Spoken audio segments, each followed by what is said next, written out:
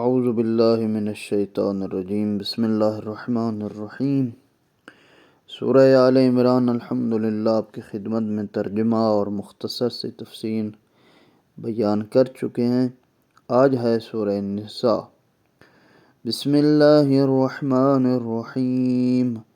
یا ایہا الناس اتقوا ربکم الذی خلقکم من نفس واحدۃ وخلق منها زوجها وبث منهما رجالا كثيرا ونساء واتقوا الله الذي تساءلون به والأرحام إن الله كان عليكم رقيبا وآتوا اليتامى أموالهم ولا تتبدلوا الخبيث بالطيب ولا تأكلوا أموالهم إلى أموالكم إنه كان حوبا كبيرا وإن خفتم ألا تقسطوا في اليتامى فانكحوا ما طاب لكم من النساء مثنى وثلاث ورباع فإن خفتم ألا تعدلوا فواحدة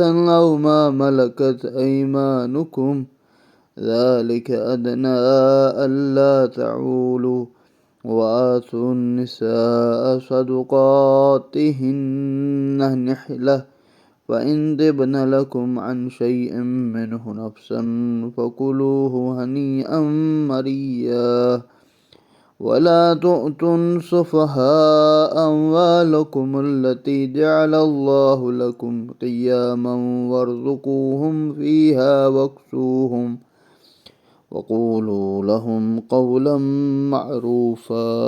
شروع اللہ کے نام سے جو بہت بڑا رحمان اور رحیم ہے۔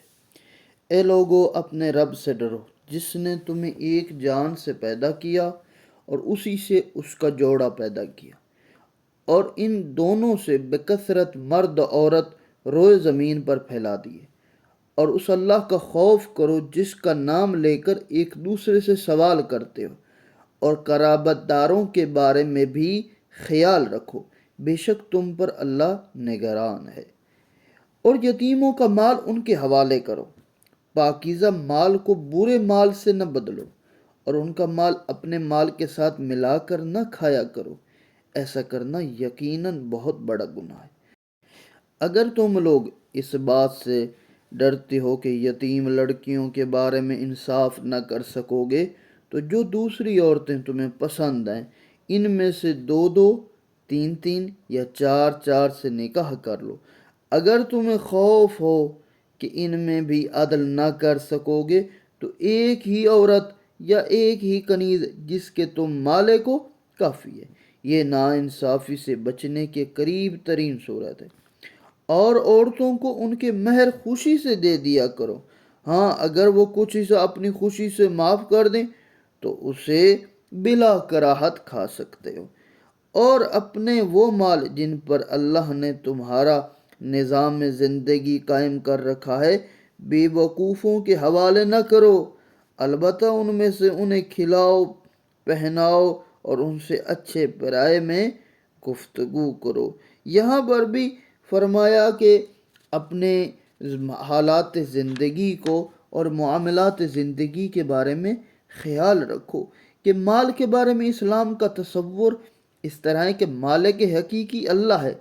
پوری امت کو اللہ کی طرف سے اس مال پر نظارت کا حق حاصل ہے، یعنی اس کو انفرادی تصرف میں دینے کے لیے فرد کی صلاحیت دیکھیں گے۔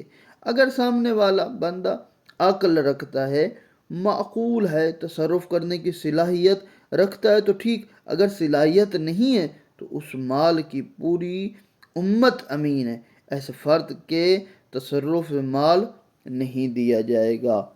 وَابْتَلُوا الْيَتَامَى حَتَّى إِذَا بَلَغُوا النِّكَاحَ فَإِنْ آنَسْتُم مِّنْهُمْ رُشْدًا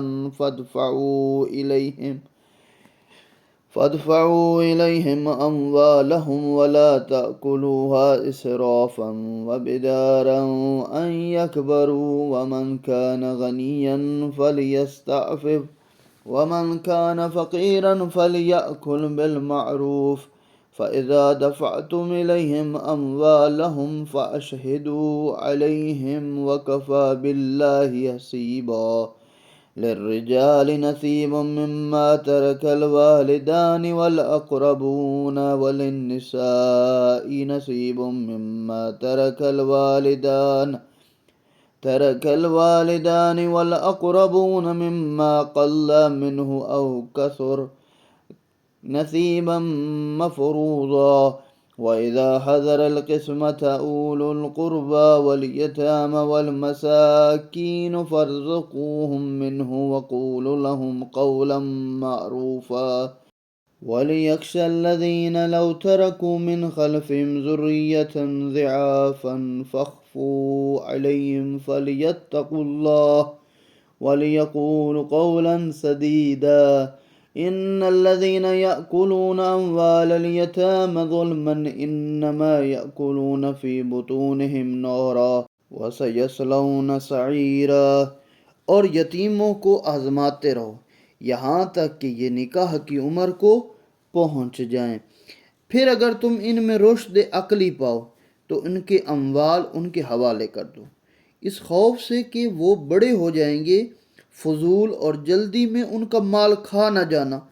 اگر یتیم کا سرپرست مالدار ہے تو وہ کچھ کھانے سے اجتناب کرے، اگر غریب ہے تو معمول کے مطابق کھا سکتا ہے۔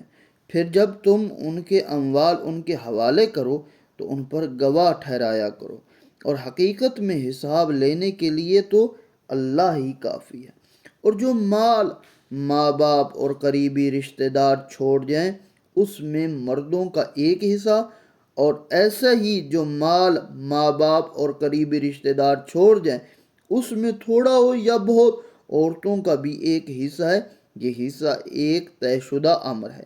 اور جب یہ میراث کی تقسیم کے وقت قریب ترین رشتہ دار یتیم اور مسکین موجود ہوں تو اس میراث میں سے انہیں بھی کچھ دے دیا کرو، اس سے اچھے انداز میں بات کرو۔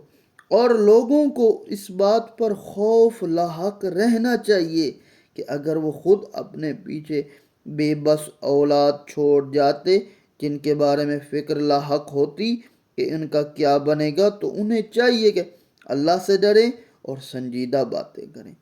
جو لوگ ناحق یتیموں کا مال کھاتے ہیں وہ اپنے پیٹ میں بس آگ بھرتے ہیں اور وہ جلد ہی جہنم کی بھڑکتی آگ میں تپا دیے جائیں گے۔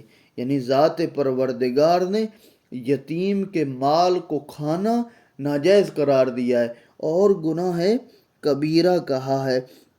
یہاں پر بھی بڑی خوبصورت ایک میراث کی تقسیم کی ہے کہ جو بندہ فوت ہو جاتا ہے پہلے تو اس کے اپنے ہی اولاد ہے وہ وراثت میں حصہ لیں گے، اور اسی طرح اگر رشتہ دار ہیں غریب ہیں وہ بھی آ کے کہتے ہیں، اس کے اپنی ماں باپ ہے، اس کے بہن بھائی ہیں، وہ کچھ مانگتے ہیں تو ان کو بھی دینا چاہیے، کچھ دے دینا چاہیے۔